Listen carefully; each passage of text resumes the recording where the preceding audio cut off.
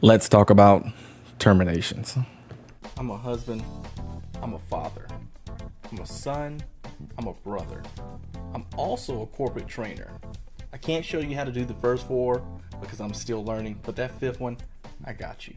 Come with me on a journey as I show you how to become the lead trainer. As you notice, I'm in a new venue. I've moved, been in the moving spirit for seems like months now, but finally in my new home. I'm loving it. It's a beautiful place, beautiful area. Hit me up in the chat. Maybe I'll let you know what time I move to. In saying that, you already know the topic. Let's talk about terminations. I've had a situation where I didn't agree with the termination. If you have a student that is not reliable in training, then most likely they're not going to be reliable whenever they get to the operations side or whatever the job is that they're supposed to be doing. If you don't take care of it, then it's just going to leak over to the operations side or to whatever the position they're going to be doing, where they're being productive for the company. It's just going to leak over there. And when I talk about not being reliable, it's not coming to work or being late. It doesn't matter how high you are, how much you're getting paid, what position you're doing. You see these patterns in people on all different levels. So it doesn't matter. There's going to be people who either struggle with having awareness of time, or they have a situation in life that's preventing them from being on time or from just being able to come to work reliably in general. And those situations, no company is going to want. Sometimes you see that in training, sometimes you don't, and then it just rears its head once they get into the actual production side of the business. In saying that, I've seen a bunch of different companies do it in a bunch of different ways. Some companies will handle it with the trainer. They will give the trainer the authority to be able to do disciplinary action, to be able to write a person up or even terminate a person in training because they see this habit is happening now reliably enough that they will go ahead and terminate this person, part ways, separation, whatever the company might call it, before it gets over to the production side of the business. In saying that, I've also seen it where you might have the person that is going to be the manager or the upline of that individual. They might come in and handle it instead of the trainer having that authority. So I've seen it go both ways. I've seen it being handled where the trainer can write up, the trainer can maybe have these courageous conversations with the person, but that they necessarily won't give them authority to be able to terminate. So it's whatever the company that you're working for is, whatever the company does that you're working for, that's what you're going to have to prescribe to and have to follow those rules. In saying that, there's still some ethics that should be involved in this. I recently saw a situation where there was a young lady who she was having some problems. She was struggling being able to get to work.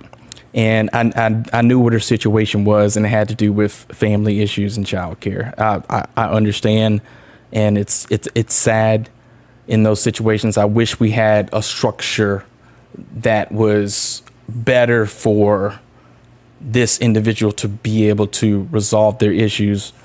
But there's so much debate that can go back and forth. I'll do a side video about that because it can be the debate between whether the government is some way can help this or whether responsibility or the onus is on the person individually to set themselves up for a situation that they don't have to worry about this. Not having childcare or not having a support system before they start to have children. That can be a separate video if anybody wants to talk about that. But we still have to make sure we're able to hold people accountable when it comes to attendance. To give a little bit more clarity about this situation and where my problem comes in when I think something isn't not ethical is when you give feedback to a person, it needs to be timely. And every company is going to have a different definition of what timely is, because it can be vague, and it can be vague and it can be broad. I feel like being timely with a person with feedback is going to be around 48 hours. I think that's an appropriate amount of time to give somebody feedback on a particular situation. Now, there's going to be extenuating circumstances that are going to arise, that you may have a heightened situation that you need to make sure you got your I's dotted and your T's crossed before you can act on a particular situation.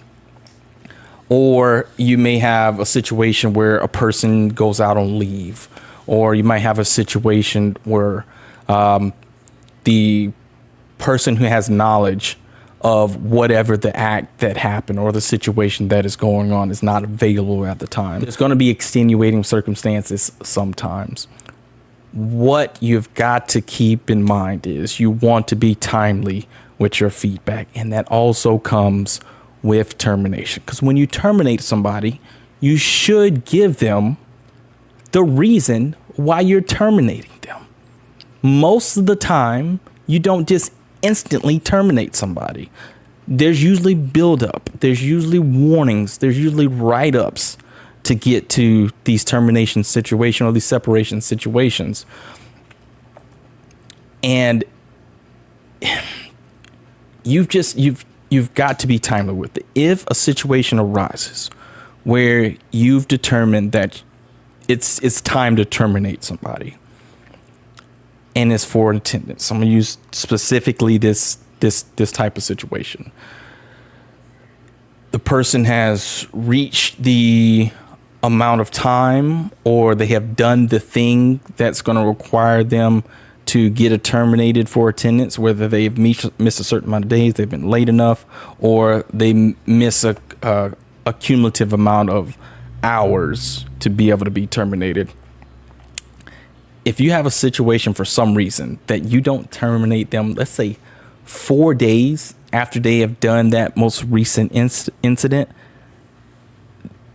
then I feel like it's unethical to terminate them after that feedback time, that appropriate timely feedback time has happened. I think the onus is now on the company, the manager, to wait until that next instance. Then you can terminate them, and don't mess up again and wait too long to be able to terminate them. Do it in a timely manner. And you might ask, hey, why does it matter? Why is it a big deal?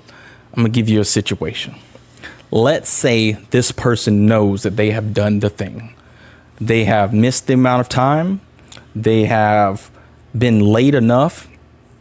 And you have 1, 2, 3 days have not accumulated since they have done that most recent thing, and they haven't been terminated. Two things can happen. First thing, you're going to have that person talking to their peers, maybe somebody that may be in a lower role than them, or they may be talking to somebody that's in a higher role than them. And they've been talking about this situation, and they say to the person, whoever they're talking to, hey, I know that I've done this thing and they haven't terminated me yet. So maybe I'm scot-free. I'm good to go. And they're performing and they're doing a great job at whatever their job is. And then you come out of nowhere. You pull them into the office. You terminate them. And then they go out in a blazing glory. That can happen. I've seen that. And the people that they have been talking to now feel like, oh my gosh, I'm not safe. If I have done a thing and the thing was a certain amount of time ago that I messed up on it, they can hold it off until whenever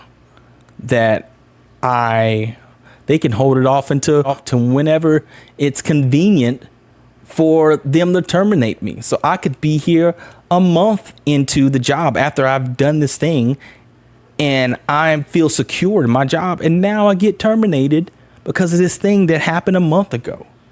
I've seen that happen too. And it's not okay. In my eyes, it's not okay. So that's one thing can happen. I believe it can also demoralize the team if you don't do things in a timely manner, because of that same situation that I just previously described happening. So the whole point of this is be timely with your feedback.